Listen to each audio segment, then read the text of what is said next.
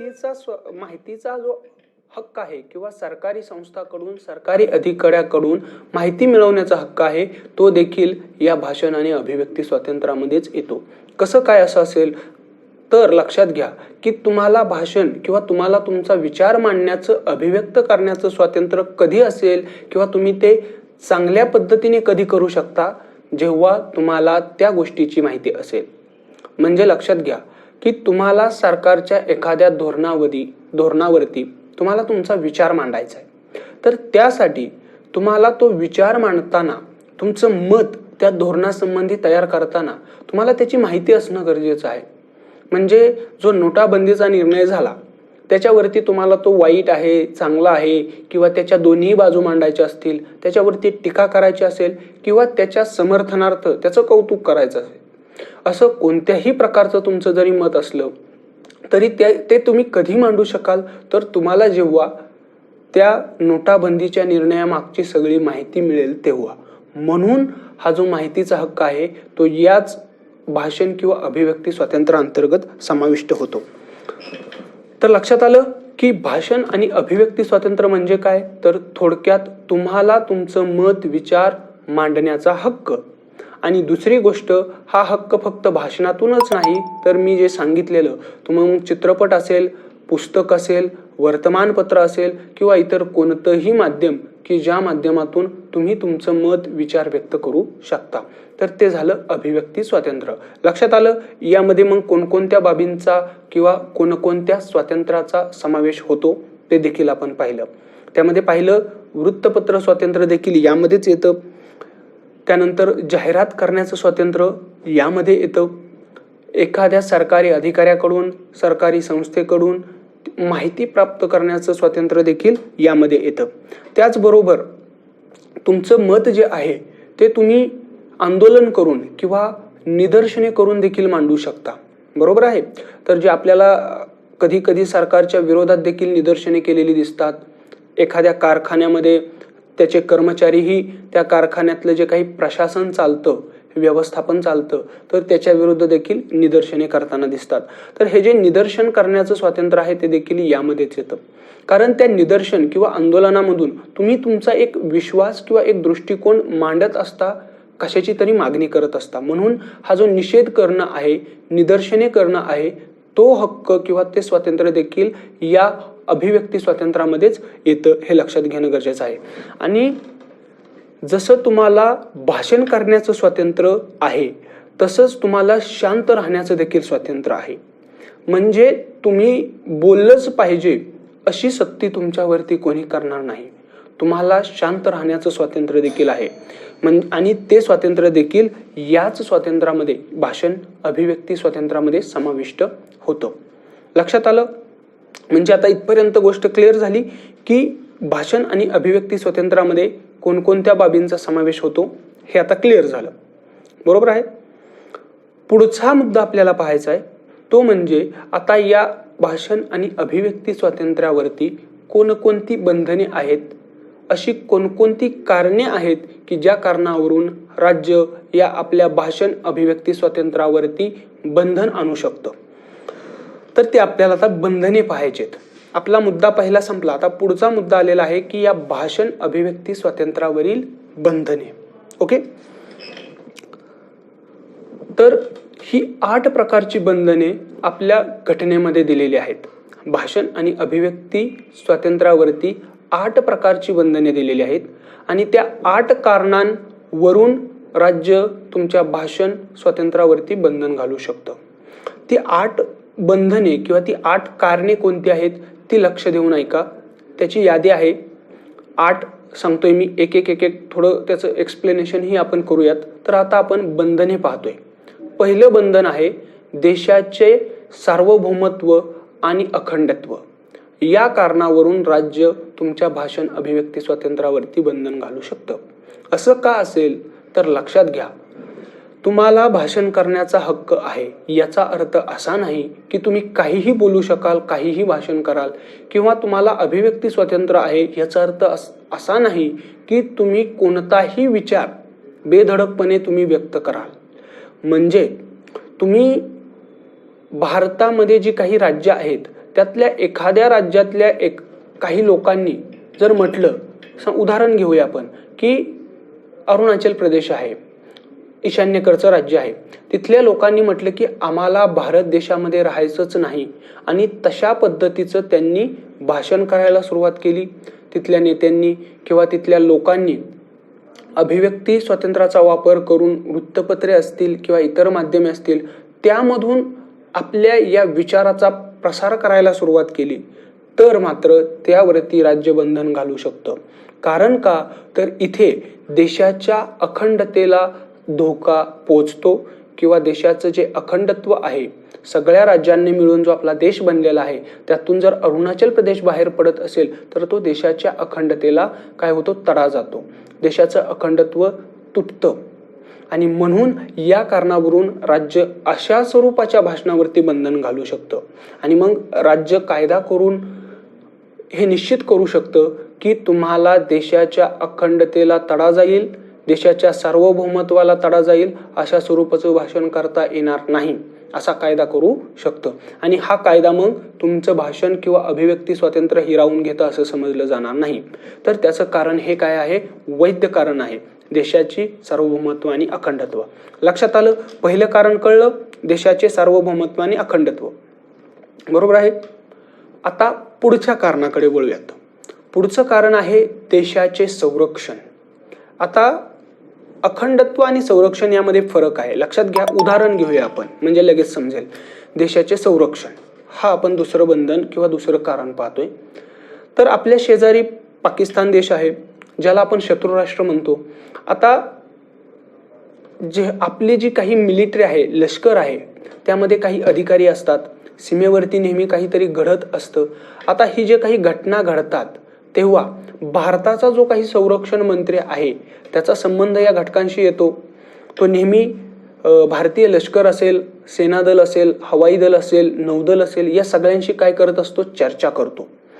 सीमेवरती काय घटना घडतात, भारताच्या शत्रू राष्ट्रांबरोबर काय हालचाली होत आहेत याची माहिती तो घेत असतो.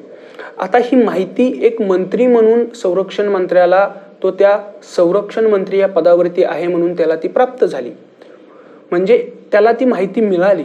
आता त्याला अभिव्यक्ती स्वातंत्र्य किंवा भाषण स्वातंत्र्य आहे म्हणून त्याने ती जर माहिती उघड केली तर काय होईल, तर ती माहिती पाकिस्तानला देखील कळेल आणि मग त्यामुळे पाकिस्तान कडून आपल्या देशाच्या सुरक्षिततेला किंवा जे काही सुरक्षितता आहे, संरक्षण आहे, त्याला धक्का पोहोचू शकतो, बरोबर आहे. आणि त्यामुळे मग अशा स्वरूपाच्या भाषण करण्यावरती बंधन असणं गरजेचं आहे किंवा अभिव्यक्ती स्वातंत्र्यावरतीही काही मर्यादा असणं गरजेचं आहे. आणि म्हणून मग इथे हे कारण येतं की देशाची सुरक्षितता किंवा देशाचं संरक्षण या कारणावरून देखील राज्य नागरिकांच्या भाषण स्वातंत्र्यावरती बंधन घालू शकतं. हे 2 नंबरचं कारण आपण पाहिलं. लक्षात आलं, पहिली 2 कारणं लक्षात आली. पहिलं कारण पाहिलेलं देशाचे सार्वभौमत्व आणि अखंडत्व, दुसरं कारण देशाची सुरक्षितता. आता तिसऱ्या कारणाकडे आपण वळूयात. तिसरं आहे परराष्ट्रांशी मैत्रीपूर्ण संबंध. आता हे काय आहे, तर लक्षात घ्या की आपले रशियाशी खूप चांगले संबंध आहेत. आपला रशिया हा एक मित्र देश आहे. आता या मित्र देशाविरुद्ध जर भारतीय नागरिकाने काही अपशब्द वापरले तर रशिया आणि भारत यांच्यामध्ये जे काही मैत्रीचं नातं आहे त्याला धक्का पोहोचू शकतो आणि आंतरराष्ट्रीय पातळीवर आपल्या देशासाठी हे फार मोठ्या हानिकारक ठरू शकतं. म्हणून या कारणाचा या ठिकाणी घटनेमध्ये समावेश केलेला आहे की तुम्ही भाषण अभिव्यक्ती स्वतंत्र वापरू शकता, परंतु ते वापरत असताना एखाद्या परदेशाशी, परराष्ट्राशी जे काही मैत्रीपूर्ण संबंध आहेत त्याला तडा जाता कामा नये. आणि जर जात असेल तर त्यावर राज्य तुमच्यावरती कारवाई करू शकतं, बंधन आणू शकतं. तर लक्षात आलं, हे होतं तिसरं कारण, परदेशांशी मैत्रीपूर्ण संबंध राखणं. ही 3 कारणं पाहिली. चौथं कारण पाहूयात, ते आहे सार्वजनिक सुव्यवस्था, पब्लिक ऑर्डर. सार्वजनिक सुव्यवस्था म्हणजे काय, तर आपण आजूबाजूला जे काही आपल्याला व्यवस्थित चाललेलं दिसतं त्याला म्हणायचं सार्वजनिक सुव्यवस्था. उदाहरण घेतलं की लगेच समजेल. जर समजा तुम्ही जिथे ज्या परिसरामध्ये राहता तिथे काही दंगल झाली, गोंधळ झाला, तर तिथे आपण म्हणू शकतो की तिथली सार्वजनिक सुव्यवस्था बिघडली, तिथली व्यवस्था बिघडली. किंवा तुमच्या परिसरामध्ये रोजच दरोडे पडत असतील, चोरांचा सुळसुळाट असेल, किंवा तिथे जे काही गुंड प्रवृत्तीचे लोक असतात ते मुलींची छेडछाड करत असतील आणि त्यावरती पोलीस किंवा इतर कोणतीही जी यंत्रणा आहे, संरक्षण यंत्रणा आहे, सुव्यवस्था राखणारी यंत्रणा आहे, ती जर त्यावेळी अपयशी ठरत असेल तर त्याला म्हटलं जातं सार्वजनिक सुव्यवस्था बिघडलेली आहे. त्या भागाची सार्वजनिक सुव्यवस्था बिघडली, पब्लिक ऑर्डर बिघडली. आपण पेपरमध्ये किंवा वर्तमानपत्रात अनेकदा न्यूज वाचतो की नागपूर शहरामधल्या गुन्हेगारांनी इतका गोंधळ घातलेला आहे की तिथे पोलीस यंत्रणेचं अपयश दिसून येतं आणि तिथली सार्वजनिक सुव्यवस्था कोलमडलेली आहे. अशा स्वरूपाच्या बातम्या आपण वाचतो. तर ती सार्वजनिक सुव्यवस्था म्हणजे काय, तर आपल्या आजूबाजूला जे काही व्यवस्थित कायद्यानुसार किंवा शांततेने जी काही व्यवस्था चालते त्या व्यवस्थेमध्ये बिघाड होणं, काही अपप्रवृत्तींची वाढ होणं म्हणजेच सार्वजनिक सुव्यवस्था. तर ही झाली सार्वजनिक सुव्यवस्था. आता या सार्वजनिक सुव्यवस्थेला तुमच्या भाषण किंवा अभिव्यक्ती स्वातंत्र्यामुळे तडा जाता कामा नये, म्हणजे सार्वजनिक सुव्यवस्था बिघडता कामा नये. तुम्ही जर भडकाऊ भाषण केलं आणि त्यामुळे लोक भडकले, त्यांनी दंगल केली, तर सार्वजनिक सुव्यवस्था बिघडू शकते. आणि म्हणून या कारणाचा या ठिकाणी समावेश केलेला आहे. बरोबर आहे. तर हे एक बंधन आहे. अशा प्रकारे आपण 4 बंधनं पाहिली. लक्षात आलं. भारताचं सार्वभौमत्व आणि अखंडत्व पहिलं बंधन पाहिलं. दुसरं बंधन पाहिलं देशाची सुरक्षितता. तिसरं बंधन पाहिलं परदेशांशी मैत्रीपूर्ण संबंध. आणि आता चौथं बंधन पाहिलं की सार्वजनिक सुव्यवस्था. पुढे जाऊयात 5वं बंधन. ते कोणतं आहे, तर नैतिकता आणि सभ्यता. म्हणजेच काय, तर तुम्हाला जरी भाषण आणि अभिव्यक्ती स्वातंत्र्य असलं तरी त्याचा उपयोग तुम्ही सभ्यता आणि नैतिकतेच्या अधीन राहून केला पाहिजे. म्हणजे तुमचं भाषण अनैतिक नसलं पाहिजे, असभ्य भाषणाचा समावेश नसला पाहिजे.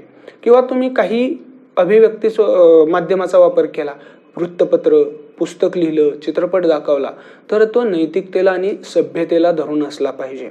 आता नैतिकता किंवा सभ्यता याची एक अशी विशिष्ट व्याख्या करता येत नाही किंवा त्याच्यामध्ये काही याच गोष्टीचा पर्टिक्युलर समावेश होतो असं सांगता येत नाही. हे 2 शब्द व्यापक आहेत आणि ते थोडे रिलेटिव्ह आहेत. त्यामुळे या गोष्टी नैतिकता किंवा सभ्यता हा एक फील करून घेणारा एक शब्द आहे किंवा त्याचं एक अशी पर्टिक्युलर आपल्याला सांगता येत नाही की याचं हे वागणं म्हणजे नैतिक आहे, याचं हे वागणं म्हणजे सभ्य आहे. पण सभ्य आणि नैतिकता हे आपल्याला साधारणपणे समजून येते. तर याचंही बंधन आपल्या घटनेमध्ये दिलेलं आहे. तुमच्या भाषण आणि अभिव्यक्ती स्वातंत्र्यावरती ही नैतिकता किंवा सभ्यता असणं गरजेचं आहे. तर हे झालं 5वं बंधन. लक्षात आलं. 5 बंधनं पाहिलेली आहेत. पुढचं बंधन 6वं काय आहे, न्यायालयाचा अवमान. म्हणजे तुम्ही तुमच्या भाषण आणि अभिव्यक्ती स्वातंत्र्याच्या माध्यमातून जर न्यायालयाचा अवमान करत असाल तर त्याच्यावरती राज्य कारवाई करू शकते. म्हणजे तुम्हाला स्वातंत्र्य जरी भाषणाचं दिलं असलं तरी तुम्ही न्यायालयाचा अवमान होईल असं बोलू शकत नाही. जर बोललात तर राज्य तुमच्यावरती कारवाई करेल.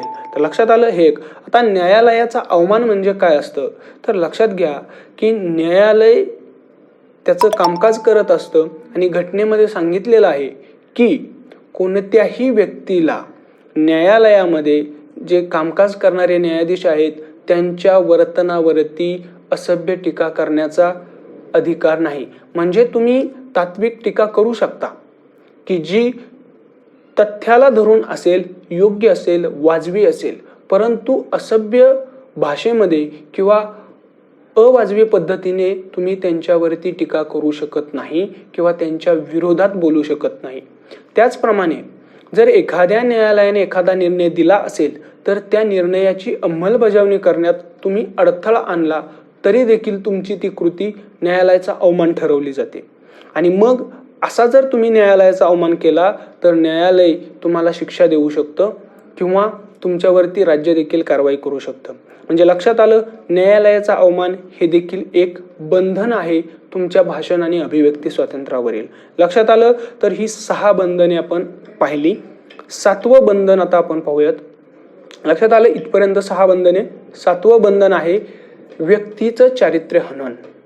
म्हणजेच काय, तुम्हाला भाषण स्वातंत्र्य आहे म्हणून तुम्ही कोणत्याही व्यक्तीला काहीही बोलू शकत नाही किंवा कोणत्याही व्यक्तीविषयी काहीही तुम्ही त्याच्या चारित्र्याला तडा जाईल अशा पद्धतीचं भाषण किंवा अशा पद्धतीची माहिती तुम्ही व्यक्त करू शकत नाही. म्हणजेच काय, तर तुम्ही तुमचं भाषण किंवा अभिव्यक्ती स्वातंत्र्य वापरताना याची काळजी घेतली पाहिजे की त्याच्यामुळे इतर कोणत्याही व्यक्तीचं चारित्र्य हनन होत नाही. म्हणजे त्याच्या चारित्र्यावरती शिंतोडे उडवणारं भाषण तुम्ही करू शकत नाही, त्याच्या चारित्र्यावरती शिंतोडे उडवणारं तुम्ही लेखन किंवा इतर कोणतंही अभिव्यक्ती माध्यम वापर करू शकत नाही. तर लक्षात आलं, हे एक भाषण आणि अभिव्यक्ती स्वातंत्र्यावरील बंधन आहे. कोणतं? व्यक्तीचं चारित्र्य हनन न करणे. सगळ्यात शेवटी एक बंधन आहे, ते म्हणजे आहे हिंसेला चालना देणं. म्हणजे तुमचं भाषण आणि अभिव्यक्ती स्वातंत्र्याचा उपयोग तुम्ही हिंसेला चालना देण्यासाठी करू शकत नाही. हिंसेला प्रोत्साहन देणारं भाषण तुम्ही करू शकत नाही. तर हे शेवटचं बंधन आहे. तर लक्षात आलं, 8 बंधन आपण पाहिली. पुन्हा एकदा मी ती बंधने रिपीट करतोय. ती बंधने कशावरची आहेत? पहिलं जे आपण स्वातंत्र्य बघतोय त्यावरची, भाषण आणि अभिव्यक्ती स्वातंत्र्य, जे तुम्हाला कलम 19 मध्ये 6 स्वातंत्र्य दिलेली आहेत.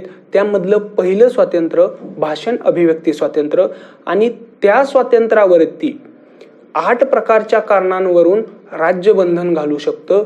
ती बंधने आपण पाहत होतो. कोणकोणती पाहिली आपण? पहिलं, देशाचं सार्वभौमत्व आणि अखंडत्व. दुसरं, देशाची सुरक्षितता. तिसरं, परदेशाशी मैत्रीपूर्ण संबंध. चौथं, सार्वजनिक सुव्यवस्था. 5वं, नैतिकता आणि सभ्यता. 6वं, न्यायालयाचा अवमान. 7वं, एखाद्या व्यक्तीचं चारित्र्य हनन. आणि सगळ्यात शेवटी पाहिलं ते म्हणजे हिंसेला चालना. तर ही ती 8 बंधन आहेत किंवा 8 कारणं आहेत की ज्या कारणांवरूनच केवळ राज्य तुमच्या भाषण आणि अभिव्यक्ती स्वातंत्र्यावरती बंधन घालेल. या 8 कारणांव्यतिरिक्त इतर कोणतेही कारण जर असेल तर त्या कारणावरून राज्य तुमच्या भाषण अभिव्यक्ती स्वातंत्र्यावर बंधन घालू शकत नाही. आणि जर तसं बंधन घातलं राज्याने तर ते घटनाबाह्य ठरवून न्यायालय ते रद्द करू शकतं. परंतु या ज्या 8 कारणावरून जर बंधन घातलेलं असेल किंवा तशा स्वरूपाचा कायदा राज्याने केला तर तो वैध ठरवला जातो. त्याच्यावरती तुम्हाला आक्षेप घेता येणार नाही. तर क्लिअर झाली गोष्ट. जे पहिलं स्वातंत्र्य होतं ते लक्षात आलं, भाषण अभिव्यक्ती स्वातंत्र्य. त्यामध्ये कशा कशाचा समावेश होतो ते आपण पहिल्यांदा पाहिलं. आणि त्यानंतर या स्वातंत्र्यावरती कोणकोणत्या स्वरूपाची किंवा कोणत्या कारणावरून राज्य बंधन घालेल ती 8 कारणं देखील पाहिली. ही 8 कारणं पक्की माहीत असणं गरजेचं आहे. याच्यावरती प्रश्न येऊ शकतो की भाषण अभिव्यक्ती स्वातंत्र्यावरती खालीलपैकी कोणत्या कारणावरून राज्य बंधन घालू शकतं. तर ही 8 तुम्हाला माहीत असली पाहिजेत आणि त्यातून तुम्हाला ती योग्य पद्धतीने निवडता आली पाहिजेत.